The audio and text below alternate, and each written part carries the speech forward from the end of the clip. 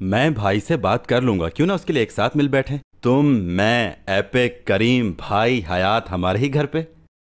अच्छा, तो तुम्हारी अम्मी भी होंगी क्या वहाँ? क्यों नहीं होंगी असली, आखिर को वो माँ है मेरी। और कल रात भी तुम बहुत अजीब बातें कर रही थी। तुम्हें क्या कोई प्रॉब्लम है मेरी माँ से? मुझे तुम्हारी अम्मी से क्या प्रॉब्लम होगी दुरुक? प्रॉब्लम तो तुम्हारी अम्मी को होती है हर किसी से। मतलब मैं जानती हूँ वो तुम्हारी अम्मी है, लेकिन वो तुम्हारे लिए बहुत बुरी हैं दुरुक। क्या? इस बात का क्या मतलब कि वो बुरी हैं? तुमने कुछ देखा है? क्या तुम्हारे पास इस बात का कोई सबूत है कि वो बुरी हैं? किसी पे इल्जाम लगाना बहुत आसान है। उनमें ऐसी कौन सी बुराई है? या सिर्फ इसलिए कि वो तुम्हारे साथ अच्छा सलूक नहीं करती?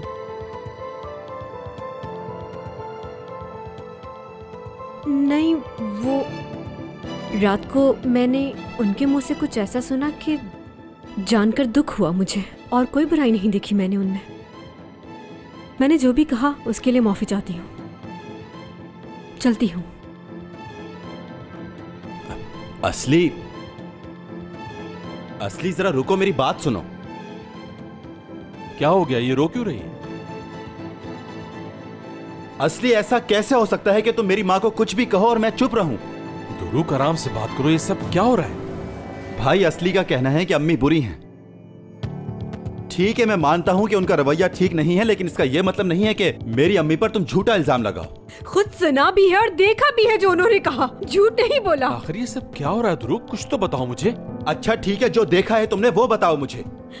उस रात जब मैं किचन में पुडिंग लेने गई तो वो औरिया पर चिल्ला रही थी और उसे पैसे भी दिए।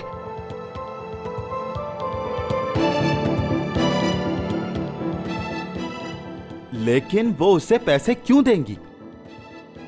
अच्छा, तुमने सुना उन्होंने पैसे क्यों दिए? मैं मजीद अब कुछ नहीं कहूंगी, आप खुद जाकर पूछ ले।